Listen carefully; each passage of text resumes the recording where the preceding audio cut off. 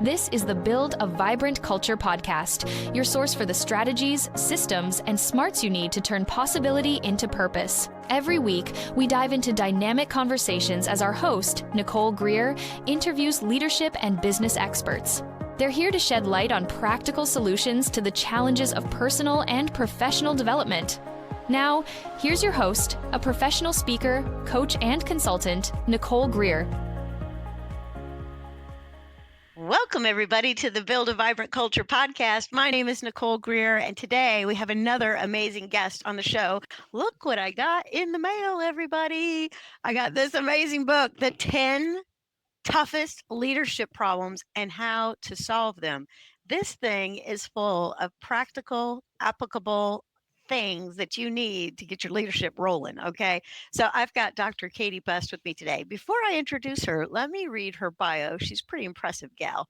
So Dr. Katie Best is the founder and director of Katie Best Associates, a leadership development consultancy that works with executives, senior leaders, and business owners at companies including KPMG, EY, Goldman Sachs, Barclays, Verizon, Oxfam, NHS, and many others. In addition, she is a visiting fellow at the London School of Economics. We all need your address. We want to come to London. Okay.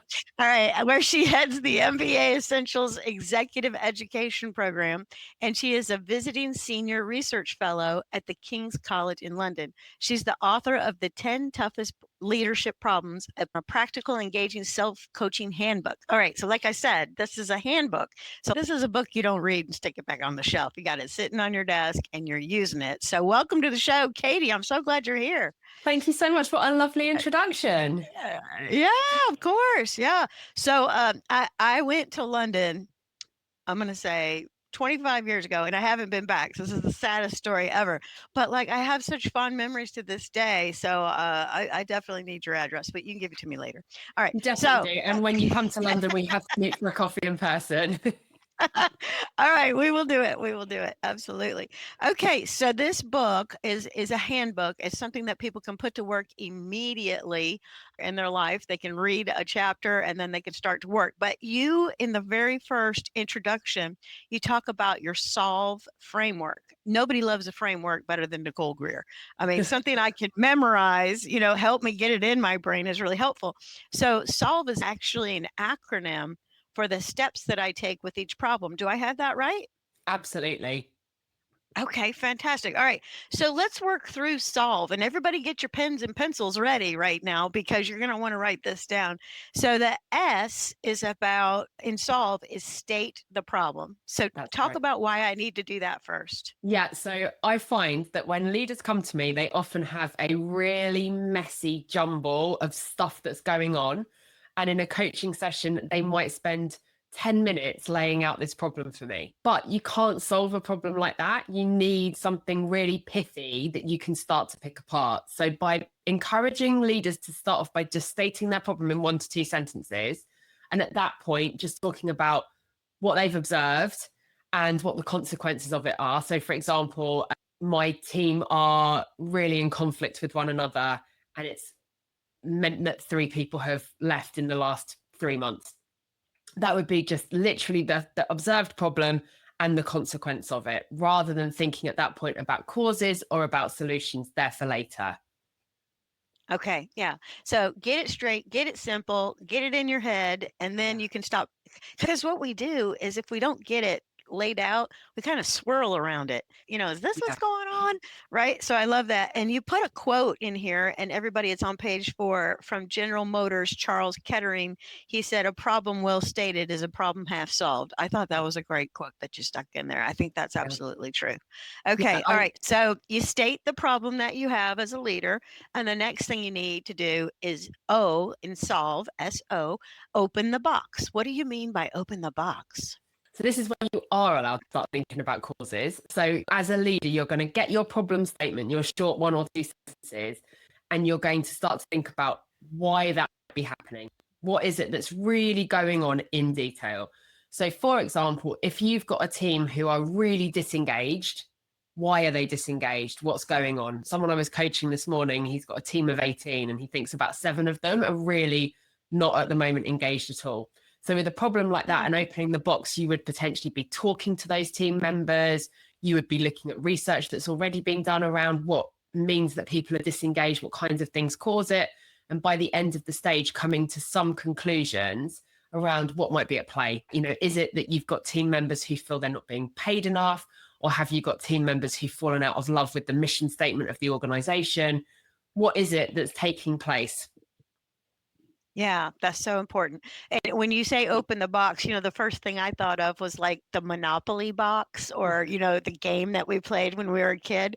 And like the first 15 minutes, like you're pulling stuff out and setting it up and you're like, what are the rules and how do we play? Right. So I love the vision of open the box. And, I had this grandmother, Katie, she played all the games with me. I'm so grateful. So I love a board game. I absolutely love a board game. Yeah, so good. Yeah. But I love the idea that that's really what we're trying to do because like you'll play a game, but you're like, okay, now what's the rule about that? So what's the rule about employee engagement? What's the rule about this or that? So that's so good. All right. So the next thing is the L, lay out your solution. You say in here, you'll originate a solution based on the problem you've identified, and you'll make sure it's a solution that looks as though it will work for your context, right? That you did in the open the box. So talk a little bit about laying out your solution. How do we find that solution and how do we go forward? Yeah, so very often some of the solution will have already come to you when you're opening the box. So you'll have done some reading on engagement. You'll find out that people might not be engaged if they don't buy into the mission. And so you'll know that part of your solution needs to be helping those people fall back in love with the mission of the organization again. Some of it won't have already been revealed. And so then you need to be doing a bit more research, a bit more digging around what can be done to improve engagement or reduce conflict or get people more in line with the strategy or whatever the problem is that you found at the open the box stage. And often there'll be multiple solutions. So you won't just be doing one thing. You'll need to do 4 or 5 different actions to try and solve the problem statement. Yeah, fantastic. Yeah. And I just want to poke on something that she said. She just worked it in there real quick. And it was in the last thing, open the box. What do I tell all y'all? That's how we talk in Concord, North Carolina, Katie, all y'all. What do I tell all y'all all the time? Leaders read. That's why I bring you all these amazing authors to the podcast. And she said, based on what you've read, I love that she just like worked that right in there. And see, so that's the thing. Leaders, I think sometimes, Katie, what's your experience? They're just like, we ought to do this. Yeah, completely. They jump straight to a solution without giving any pause to the fact that maybe someone's faced that problem before and maybe someone might have something useful to say about that problem that they faced before. Yeah. That's exactly right. Yeah. So, slow your roll. That's the other thing I say all the time. Slow down, everybody. Slow down because there's probably some genius laying around out there for you to take. Okay. Then the V, venture forth. So I love that language, venture forth. So what do you mean by that? And also with an exclamation mark. Let's just be clear. Oh, I'm adding 2 exclamation points and then I'm putting a smiley. Okay, good. Amazing. Yeah. So, and the exclamation mark's there for a reason, because I think on one end of the spectrum, we've got leaders who just are always acting and not thinking about a good solution. They just go straight to action. But then there's another group who just ruminate constantly and don't actually get on with what they need to do. And so it's a reminder that once you've got your solution, you then actually need to apply your solution and you need to take those steps that you think are going to help solve your problem. But also in this stage, recognizing that once you start to put a solution in place, quite often other stuff will happen. So you might not have thought that by having a conversation about how great the mission of the organization is, that's going to mean that 3 of your team members suddenly want promotions because they realize that they really love it and they really want to stick around. So there'll be things that happen as a knock-on effect of what you've suggested. And you need to be alert for those obstacles, those changes in direction that happen once you're venturing forth. Yeah. And well, it's just like taking a walk in the woods. It's like you think you're going down this path and then you come to a crossroads and you're like, oh, I didn't even know I would have this option, or I didn't know that this would pop up, right? Or there's a bear in the woods or whatever. So, yeah. And I think the word venture, help me, Katie, doesn't it come from like the same as adventure? Like, Yeah, I think so. you're Like, on an adventure. yeah, You're on an adventure here. yeah. And it's like I think of a knight on horseback with a big kind of jousting pole, like ready to go and do whatever knights do. Yeah, yeah. And I have this mentor, her name's Anne. And when you start to venture forth, as the V says in S.O.L.V.E. from Katie Best, she says, we never know. Don't think you Yeah. know what's going to happen. Yeah. just stay with it, right? Okay. And then the final thing in your S.O.L.V.E. is elevate your learning. Oh, and I'm just such a learning geek. I'm just a giant student over here. All right. So what do you mean by that? So you've done all this stuff to solve your problem, and you'll have got new knowledge, you'll have gained some new skills, you'll have a new network. Don't just put that all back in the box and shut it again. Like, don't just return to where you were before. Think about what you can do, what you've learned through the process that you can continue to use. So you might have discovered, for example, in mediating a conflict between two of your team members, that you love that stuff. You might want to go and train to be a mediator and like that, or you might have discovered by helping a team member out that you want to be your company's mental health first aider. What skill sets, what things have you learned about yourself, or what do you want to continue to apply so that this problem was part of a broader career journey or learning journey rather than just a problem to get over and then get on with things? Yeah, I love that. I love that. Yeah. So pay attention to what's going on when you're solving these problems. And I don't know, I can't remember what it's called. In the Army, you go on a mission, you're going to solve this problem. And then afterwards, they come back and they debrief it, and it's got a name. Do you know what the name is? I can't I think was of the going to name. say, do you mean a debrief? And then you said debrief, so no, I don't know the name. I think they have a fancy name, but it is a debrief. But they come back and they're like, okay, well, here's how we did the S and the O and the L and the V, and so now we're doing the E. I think, and that's another thing, because sometimes you find yourself fixing the same problem twice, Yeah, and yeah, you're like, absolutely. wait, I'm having Groundhog Day here. All right. So that's really important. Okay. So that is her model. All right. Did everybody write that down? S.O.L.V.E. Okay. All right. Now let's talk through the 10 problems. The first one is personal effectiveness. Yes. So, how can I be a leader with, here's your SAT word of the day, efficacy. All right. All right. All right. So, Katie, talk about personal effectiveness. What might be the problem there? Yeah, so I find that people expect a lot of themselves or work for organizations that expect a lot of them or both. And this is often about recognizing what's realistic and what's not realistic, both of ourselves and what the boundaries that we put in, but then also making sure that we're doing all the sensible things that allow us to maximize our efficiency. So, not getting distracted by all the beeps and buzzes and bings and whatever's on your phone. Yeah, all of those, turn them all off. And making sure that we're like really getting ourselves in the best possible place to be able to get into a state of flow and to do our best possible work. So I think the problems come like twofold. They come from ourselves. They also come from our organizations. And the solutions are very often about establishing boundaries, both with other people, but also with your tech. Yeah, I totally agree. And when you're talking about distractions, I just want to tell y'all a fun story. So I worked with this company, MSC, over here in Davidson, North Carolina. And Katie, it was a sea of cubicles. I mean, like just so many dang cubicles. Anyway, this poor guy sat on the corner cubicle as you come off the elevator and you like come into the main area where the cubicles were, and he's on the corner. What does almost everybody do all day long? Hi, Doug. And Hi, Doug. yeah, poor Doug. It was terrible. And so he was like, I can't get anything done because I can't think straight for more than 1 minute. So we ended up getting him a sign system.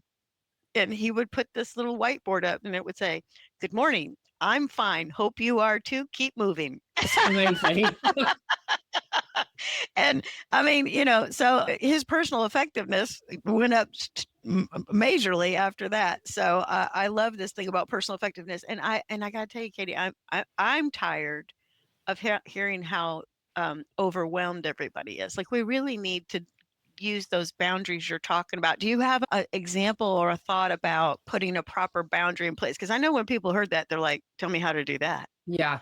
Yeah. So I think, first of all, it's recognizing what kind of person you are. So one of the studies that I thought was most interesting around this is that some of us are splitters and some of us are blenders. So if you're a splitter, you want your working day to start at, let's say, 9, end at 5 or 6, and no work on either side of those boundaries.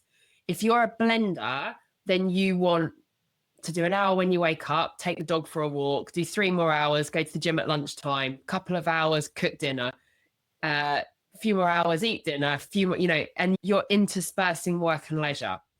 The problem with lots of companies is they're designed for either splitters or for blenders, and they don't recognize which we are. So I think one of the first things you need to do with boundaries is get really about what type of person you are. If you're a blender, that is absolutely fine. But then where are you getting your headspace from? I think it's also about having conversations with managers and managers being good role models. So if you have got a team, start by role modeling that behavior for your team. I've had so many people say to me, I don't want to be promoted in our organization because I don't want to do the amount of work that my boss does. So you destroy your job pipeline because no one wants your job. So I think, unfortunately, it's out those conversations and saying what you can only achieve in the long term. And of course, it's okay for you to be a busy week, but you've got to come back to that base point of what is healthy and normal for you. Yeah, I think that's so good. And I immediately thought of a leader that is the leader that works all the time, but loves it. So he doesn't have an issue, Yeah. but he put on his email for a long time, if this email is sent outside of office hours, do not take it as a prompt that you need to return it at 3 in the morning or whatever. Yeah. And I said to him, I said, why don't you just use that function on Microsoft Outlook where you can just send it at 9:02 in the morning? Yeah. He's like, I didn't even know that was there. I'm like, okay, so you can do some things that help you be more effective, right? Because, you're talking about effectiveness 2 ways, like you don't have your boundaries in place, and then you've got this leader who is out of bounds, right? Okay. Yeah. All right. So good. So can everybody relate to that? And I've never heard of a splitter and a blender. And so thank you for that. I'm putting my Katie Best new tip in my pocket. I think that's fantastic. All right.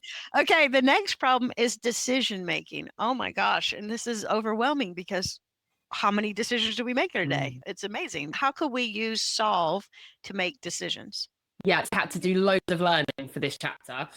Wonderful. Which was great. It was really great. What I discovered was that when we've got problems with decision making, often what's happening is that exactly that thing that we've already talked about here, which is we're going too fast or we're going too slow.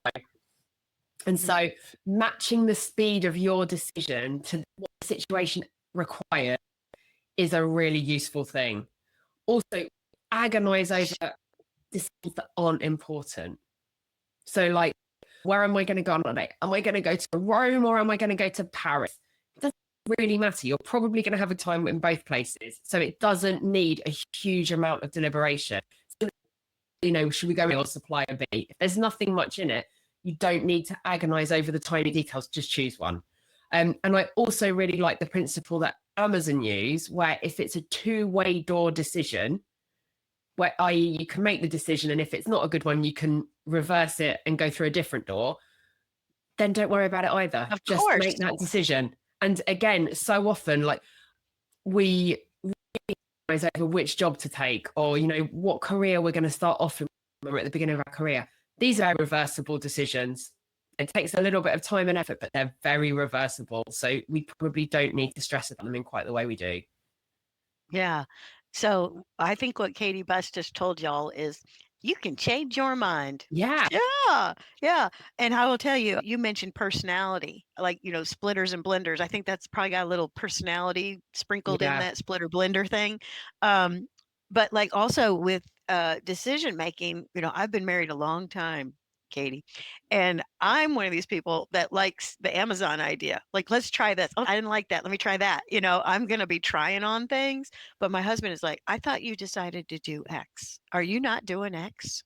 And I'm like, no, I'm not doing X. Did you change your mind? And I'm like, yes, I did. So I think sometimes it's weird when people see the different styles, like people who are just toe the line and people who are like, no, I'm trying stuff on. It's probably best to do a blend Yeah, or look at the definitely. scenario, right? Yeah, exactly. Fit the context with what you're trying to decide on as to what approach you take. Yeah, for sure, for sure. And then I don't want to gloss over that you also put in here quite a bit about biases. Yeah. So will you just tap on that for a second? Because in our decision making, we've got a lot of bias. We've got so many biases. Blimey, to use a very English expression, blimey, there are lots and lots and lots of biases, like such a wide range of things. We're overly optimistic. We like people who are really similar to us. We use the information that we've seen most recently as a basis for making decisions. I mean, they're some of the more common ones. The list goes on. Subject to the I'm not biased bias, which is the most dangerous bias of all. That's really good too. Remember, write that one down. The I'm not biased by it. Yeah. And we really got to get a handle on the lenses that we look through, especially leaders, right? You got to get a real handle on how you see things and invite other people to give their opinion. That's why this whole thing, diversity is so under the gun, but like diversity of perspective is so helpful in decision making. Yeah. Right. Yeah. And you got to be the kind of leader that wants that. Otherwise, everybody's like, oh, I agree with Katie. Definitely. And You then want really, yeah, totally. All that strong psychological safety and that feeling that someone really will speak up with a different opinion is exactly what you want. Yeah. Yeah. Because otherwise, if everybody just agrees with you, like, back in the break room, 10 minutes later, they're like, this is the dumbest idea ever. Yeah. So you got to be careful. All right. So the third problem is influence. Okay. And one of my favorite authors, other than Katie Best, everybody, other than Katie Best, one of my favorite authors, John Maxwell, he says that, influence is leadership. Nothing more, nothing less, always will be. So talk about influence. How can I open my box on my influence? Yeah. So people really want more influence with their seniors. That's a big thing. And they also really want to be more influential with their juniors, but get stressed by the fact that now in most cultures, you can't just tell someone to do something. It makes them cross and annoyed and they don't want to do it. So you have to win their hearts and their minds as to why they're going to do this thing. And people so often fall back on rational influence techniques. So in other words, using data. Even with the most senior person, generally data isn't the most effective. The most effective things are the softer skills. So being really inspiring, painting an amazing picture about what the future is going to look like. And also just being very nice and likable. People really want to do things for you if they think you're a nice human being that they can trust. Yes. Yes. And I think that last thing you're just laying out there at the end, it's absolutely huge. And I will always say to people, like it's being user friendly. Yeah.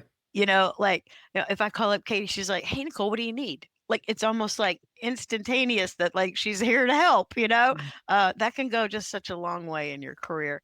All right. So that's influence. And so, and y'all, we're just going through this pretty quickly, but I want to tell you, there's this whole thing on page 73, 74, 75, 76, about increasing the breadth of your influence techniques. So gosh, I don't want you to miss, like there's a huge worksheet in here really for you to put your head around to increase your influence. I just think it's fantastic. So when I run workshops on that, it is such a game changer for people. They come in, they talk list about it. 3 people that they feel as though they really have more influence with. We go through that, the thing that 73, 74, 75. So that, that if you want to try and be more ingratiating or you want to build coalitions, here's how to do it. They walk out of the workshop and they go, I just feel so different. I'm literally now going out there because I get that there's particular levers that I need to press to get people to do things. And they feel really empowered. And I love that. And often I'll just do this. It's like a 1-hour lunchtime thing. And I'll get a message by the end of the day with someone going, I went into my meeting, blah, blah, blah, and this good thing happened because I was using influence techniques, which is just amazing. Yeah, absolutely. And, the old model of leadership, a lot of times people looked at it was autocratic, Yeah. So look that one up, everybody. Autocratic, which back in the day, it kind of was that way. Just do what I say, shut up and do what I say, not as I do, that whole thing or whatever. But that's dead.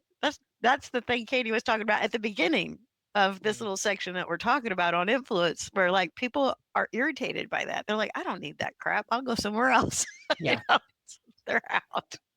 Okay, very good. All right. So problem 4 is individual performance. Individual performance. Okay. And don't miss that a lot of these problems that Katie's got in here, the first one was about personal effectiveness, the last one was about influence, and now this is about your individual performance. So leaders really have to everybody, lead by example. Yeah. So talk Definitely. so talk about individual performance. Talk about that one. Yeah. So this chapter is very much about what happens when you've got a team member who maybe isn't performing to the level that you expect or that you've been promised. And so it's encouraging leaders to recognize where someone's performance is weak. So where their box is really getting down into the data and the evidence about what's going wrong, not relying on hearsay. I think one of the most dangerous things a leader can do is have one team member come to them saying the other person's not working hard and then taking that as fact rather than digging into what's actually happening. But it happens so often. So really trying to work out where the performance is lacking and then thinking about what the causes of that underperformance might be. So is it that they've been over promoted, or is it that some training hasn't been provided that they were promised? Or maybe they're just completely unaware of what's expected, or the work pressure's too much. Like, there's loads of different reasons. I think this is a very practical chapter because it's kind of going, once you pinpoint the exact reason why someone's performance is weak, then often the solution is quite straightforward, and either they'll respond well to that solution and great, their performance is turned around, or they won't, and they'll need some sort of, well, in Europe, some sort of performance management program, which might ultimately 6 months later lead to their dismissal. But I understand that in the US, there is a quicker route. If someone's not performing, you can get rid of them quickly. Yeah, absolutely. And the thing that I think is so good is you say on page 115, you say positive feedback is far more helpful than developmental feedback. Create a climate for performance improvement. Okay, everybody, there's my favorite 2 words on the planet. I don't think performance improvement should be done once people are already in trouble. I think performance improvement starts day one. Day one. It's like, okay, we hired you because we think you're awesome, but here's what we're going to do to make you even more awesomer. It's like this continuous coaching thing. And I know Katie loves coaching like me. So giving lots of positive, immediate, evidence-based feedback, which is Nicole Greer's C3, right? What are the circumstances? What is the conduct? And what are the consequences of this conduct, right? So I love that. Yeah. So I love positive feedback. Amazing. We're sending each other high fives over the screen. Okay, we're on the YouTube high-fiving. Come over and join us. Okay, very good. All right, so problem number 5 is engagement. And oh my gosh, everywhere we go, the engagement, the Society for Human Resource Management, everybody tells us this is a problem. Katie's got an answer. What do you think about engagement, Katie? I see this really, really often. This has been such a theme in the last couple of weeks for me with different people I've been coaching. And I think where leaders really go wrong is they try and treat the whole team as one homogenous group. You've got to treat them as individuals. That's the key lesson here. And you've got to try and make jobs as interesting and engaging as you can with, a variety of tasks and lots of instant feedback and a sense that the work really matters to the overall intentions of the organization, the strategy, what the organization cares about. And so, yeah, if I could give one thing here, it's look at the individual. Don't think you've got a team problem with engagement. Think that you've got 11 individual problems with engagement, because they won't all be coming from the same place. I love it. Yeah, that's exactly right. And the first thing you say when you open the box is perhaps the job of this person lacks a sense of importance. So I just want to poke on that for a minute because one of the things that I share when I'm working with groups, and I'm sure you do this too, Katie, is like a lot of people have no idea, don't even know what the business does. Yeah. Like they've got some job over here in a cubicle, like I was saying before, and like they don't understand how their work affects this team Yeah. and impacts. They never see a customer ever. Yeah. They have no idea what the customer is doing or how it all works, or they've got a slight feeling for what's going on, but nobody is sharing with them how valuable they are. Yeah. Yeah. And I've actually heard, I remember reading something in Harvard Business Review from one of the CEOs of a big pharma, and Yeah. talking about how in their organization, someone might be doing a really very specific job, but all the photos on the walls are of people who've been saved by their vaccines or treated by some other element of their medication, and who maybe are alive, who would not have been alive if it weren't for the treatment. Which it's a great to be in a situation where you can put something like that on the wall, but what's the equivalent for your particular job? Oh, Are you ready to build your vibrant culture? Bring Nicole Greer to speak to your leadership team, conference, or organization to help them with their strategies, systems, and smarts to increase clarity, accountability, energy, and results. Your organization will get lit from within. Email her at nicole@vibrantculture.com and be sure to check out Nicole's TEDx talk at vibrantculture.com. all right. So, Katie, on page 125, you have A through M. And I bet you if you'd had more time, you could do A through Z. It says, ask a team member to look through a list of motivating factors. Because a lot of times leaders think, again, a bias, like all team members are motivated by money. That's what everybody always tells me. And I'm like, Yeah. that's not even true. Yeah. Yeah. Yeah, completely. I think we all just assume that everyone is motivated by the same thing that motivates us. And it's Yeah. just nonsense, So I might be motivated by money, but my team member might not be thinking about that at all. They might be completely motivated by wanting to help people or doing a really technically difficult job. Yeah. Yeah, absolutely. And like we all need money. I mean, heck, we got house payments and car payments and credit card payments and all the payments. But a lot of people, they want that thing that we mentioned earlier, like interesting work.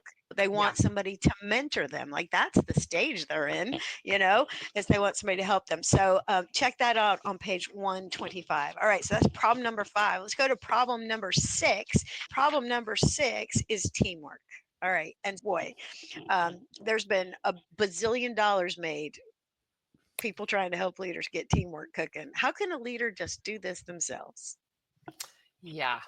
So I think the big thing with teamwork is you want to make sure that you've got a team with diverse opinions, with good psychological safety, who are prepared to take risks in front of one another. And you don't want a team with lots of fractures. You want a team that tends to work well as a team. And anyone who says that conflict is good is totally overstating the picture. It's not good. Like there's a fraction that's not bad, but generally you want a team that aren't outwardly conflicting.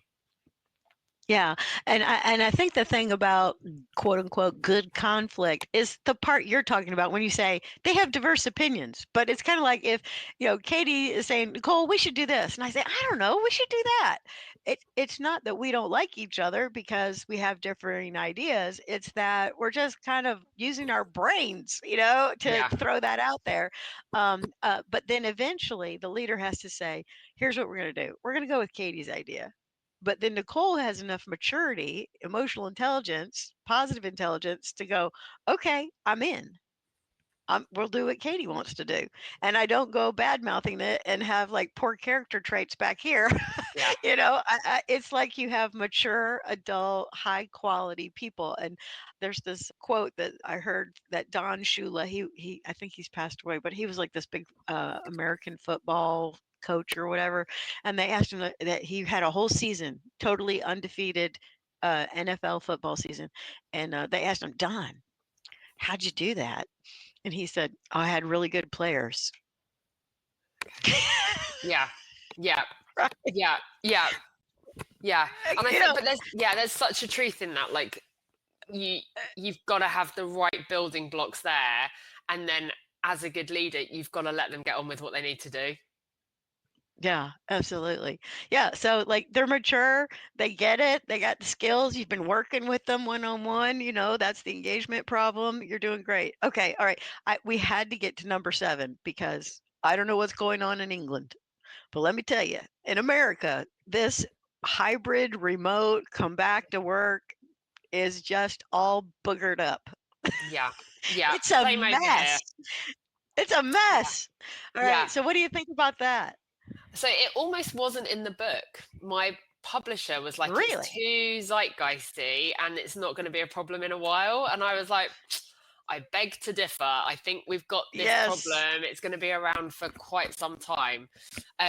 So I it went agree. in. But what I think is interesting about it is it's a sum of lots of the other problems. It's more that it makes the other problems worse. So if you've got conflict, the conflict gets worse because no one can see any body language and everyone assumes the worst of one another. If you've got culture issues that no one understands the culture, they amplify because you haven't got all those cues around you in your office about what the culture around here means.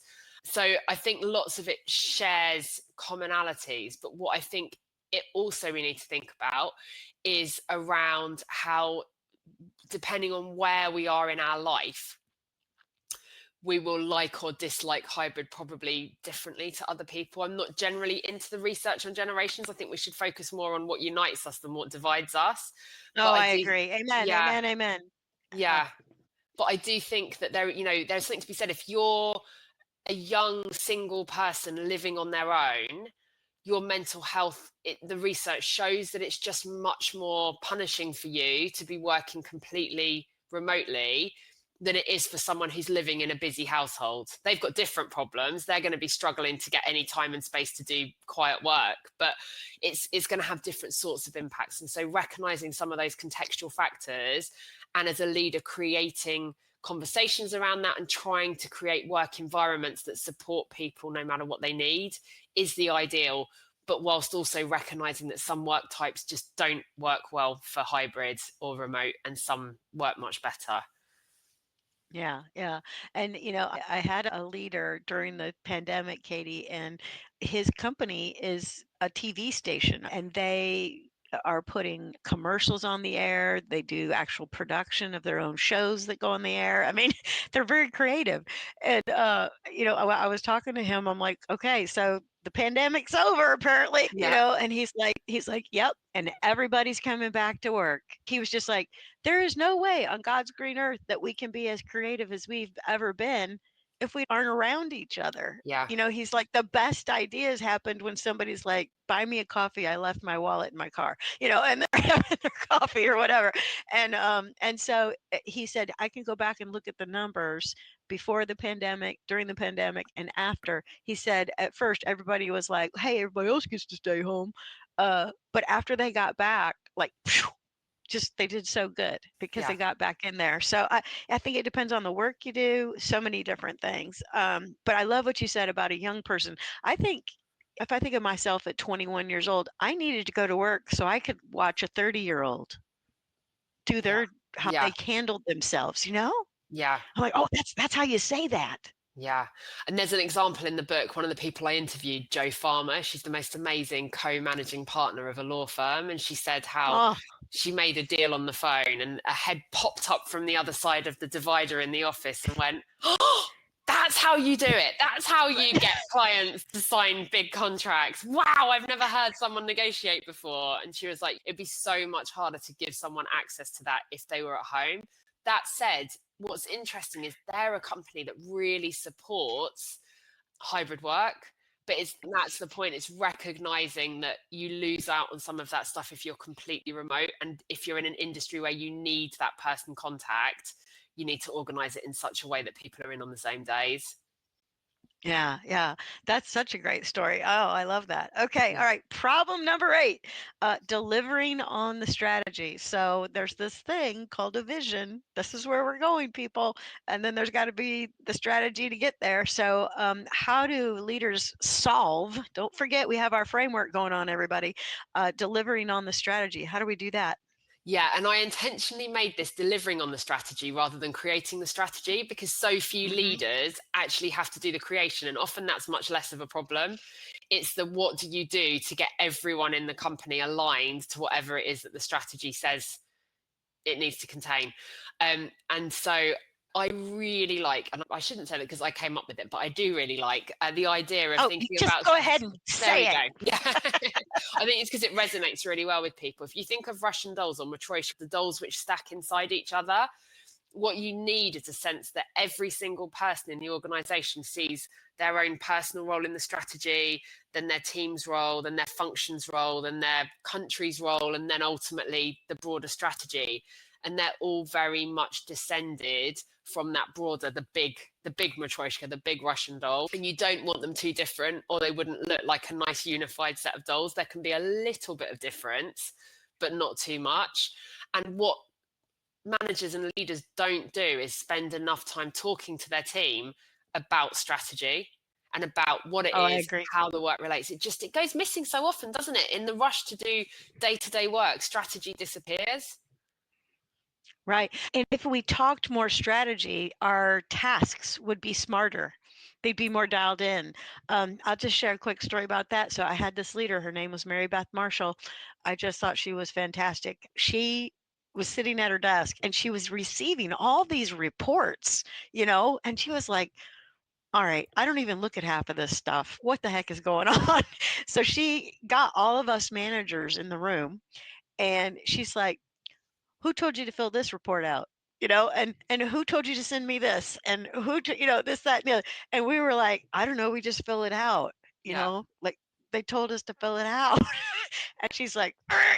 And so she had a big whiteboard and she's like, these are the 5 things I need to know from you on a weekly basis. That's it. And like we just reduced the daily task. But what was the strategy? The strategy was to get the VP the information she needs to make her decisions, Yeah. Yeah. Yeah, so it can be so simple. All right, now problem number 9 is Nicole Greer's favorite thing, building a vibrant culture. All right, so talk about how we solve culture and value problems. I got lots of ideas about that, but I love your ideas. So let's talk about what you wrote in this chapter. Yeah, so always nerve-wracking talking to the expert. So I'm interested on your take on it as well. But I think for me, what I see a lot in terms of leadership problems with this is having team members and teams who, again, aren't really aligned with the culture or feel as though their values are not reflected in the values of the organization. And so you end up with a lot of disenchantment. But also, if people aren't clear what the culture is, they don't know what decision to make in the moment.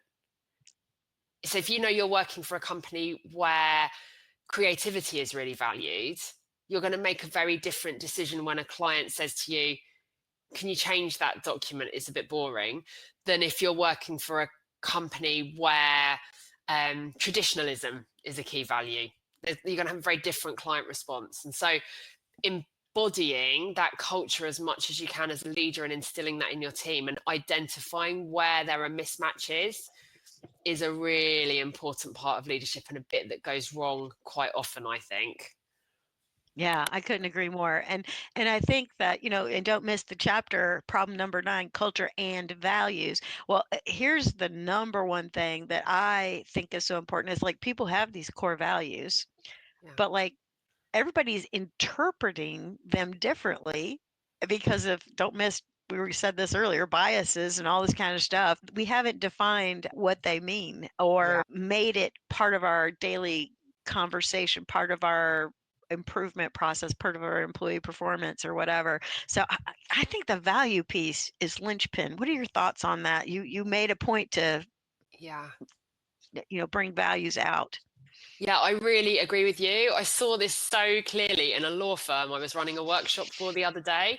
So they'd Yeah. just rewritten their values, and one of their new values is legacy. Now, when I say that to you, what does that value mean? Legacy. Well, I would start by defining it in my mind. I'm like, okay, so I got to do work that leaves a trail behind me, that other people are better off because of my work. Like that's Yeah. how I would kind of go down that path or something. Yeah. Yeah, so that's exactly the direction we went in the workshop. Everyone was like, yeah, I think this is definitely correct. By the way, it wasn't a values workshop, it was a tangent, which is why I hadn't done the Right. pre-research on what it was. And then someone said, I don't think that is what we mean by it. I said, okay, well, let's look it up. And we called it up on the screen. They're using it as a stand-in basically for sustainability. So it's an eco value, Ah, right? But isn't that interesting? that word doesn't say that to anyone in that room other than the person who'd been involved in the conversation about how to set the values, which I think kind of tells us all we need to know about what you should be doing versus what often happens. Yeah, yeah. Well, and I'll just tell you a quick story. I was working with a company up in Detroit, Michigan, and the leader is very strong and very like tells it like it is, and he's very direct, and he's like da da da da, and he's like, "Is it wrong, Nicole, for me to have the culture based on kind of my identity?" And I'm like, well, it's not wrong. It's that if you're going to do that, you have to show up very consistent and you got to find people who agree and love that vibe you give off, right?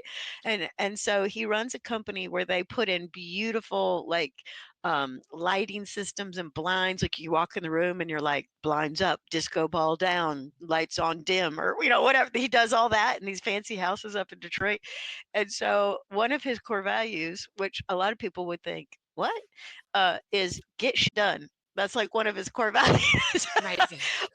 but like they have T-shirts that say get sh and then exclamation Yeah. point T done or whatever, and he really wants that. He wants people to get in, get it done, make the customer happy, and people think it's funny and they love it. Yeah. And it's If you so don't great, think it's isn't it? funny, don't Then work you're here. not like, yeah, but that's so true. Like it should be a sorting mechanism. It shouldn't just be, you can come here anyway. And if you align with the values, great. And if you don't, oh, wow. Like they really should be a recruitment tool and everything else. Also, I love Yeah, the idea. It's great when a company has really catchy values me because too. then you actually remember them. They become useful. Right. I agree. I agree. Yeah. And I could talk Yeah. about that for hours, but we gotta do problem 10. All right. This is the last one. Problem number 10, friends.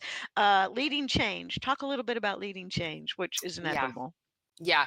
So all leaders at all levels need to be thinking about this. It isn't a senior leader problem, even though lots of junior leaders, I think, would like to run a mile when it comes to it. And I think one of the really big challenges is having to get behind a change that you do not necessarily agree with. That can feel really intimidating when you're a new leader, but the need to disagree but then commit is very important. And also making sure that you are separating your own personal emotions and grief about the change from how good it might actually be. Yeah. Yeah, absolutely. And I'm a big fan of John Cotter's work at MIT. He's got the 8 steps to change. But the number one thing I think is important in the change process, and the reason I love your solve, is because you have to open the box and take a peek in before you introduce a change. Like, why are we doing this change? And then be able to state it with the S, right? State why we're changing. I think that's the biggest thing that is not done is the first 2 steps of your model of solve. So Yeah, I think it's fantastic. great. And I think, yeah, ties back into influence as well. I think I make a link back through to the influence chapter because you need all those Yes. influence skills to drive the change. Yeah, absolutely. Absolutely. Okay, y'all. I know that you are soaked from head to toe by the fire hose. That is Katie Best and Nicole Greer talking about this book right here. Yay! The 10 Toughest Leadership Problems by Katie Best and how to S-O-L-V-E them. It's in caps for a reason, people. Okay, so it's been so good to have you on the Build a Vibrant Culture podcast. We need to have leaders who can tackle these toughest problems. Katie, if somebody wants to get a hold of you, how do they do that? So the best and easiest way is probably looking me up on LinkedIn. So it's Dr. Katie Best, and I'm right there. Should come up as the author of this book, so you'll know which one it is. And then Yep. also my website is www.katiebest.com. So it's KATIEBEST. And yeah, they're probably the two best ways. And I always love conversations with anyone and everyone. So if anything in here has struck your imagination or you just want to talk about it more, definitely be in touch. That's fantastic. And I haven't even shared with Katie that my daughter is Katie, and the Katies are indeed the best. I'm just saying.